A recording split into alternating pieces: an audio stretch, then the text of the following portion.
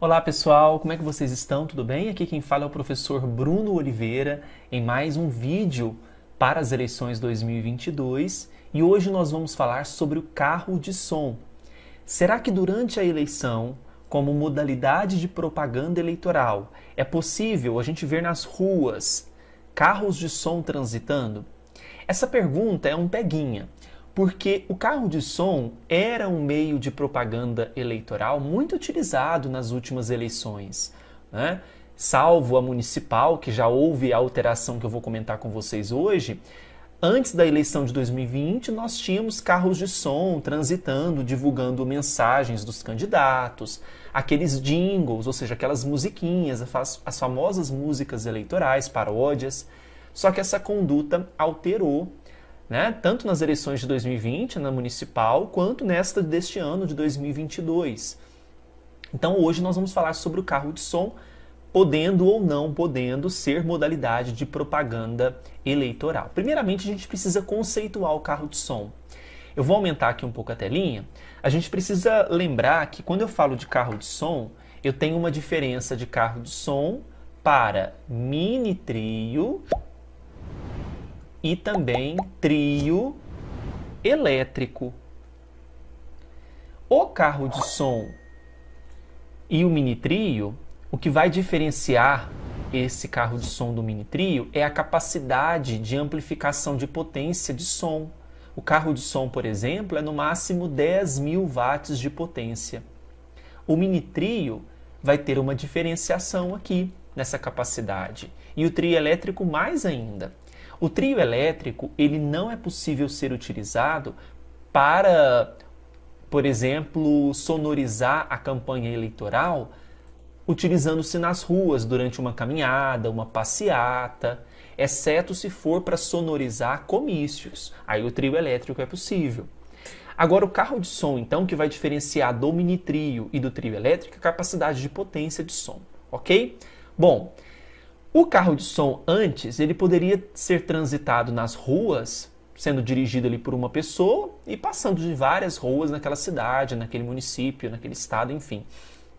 Agora não. O carro de som isoladamente, sendo dirigido ali por uma pessoa, ele não pode transitar nas vias. Agora, se ele for acompanhado de uma passeata, se o carro de som acompanhar uma passeata, uma caminhada, uma carreata, é totalmente possível.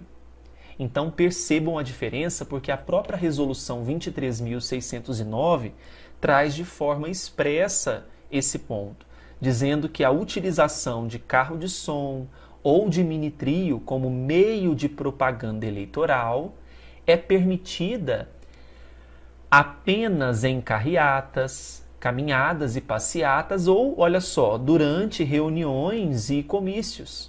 Desde que se observe aqui o limite de 80 decibéis de nível de pressão sonora, medido a 7 metros de distância do veículo.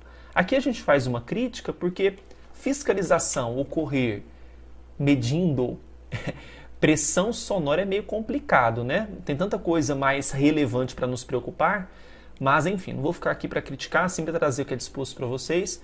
Mas, né, para evitar, vai que tem alguém com um medidor de pressão sonora próximo a esse carro de som e você ultrapassa e depois gera uma açãozinha ali, uma coisa chata, né, para você contestar. Enfim, carro de som isoladamente pode? Não, mas para sonorizar carreata, caminhada, passeata, reuniões e comícios, pode, certo?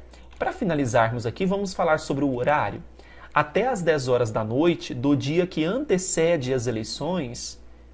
Qual é o dia que antecede as eleições? É o sábado.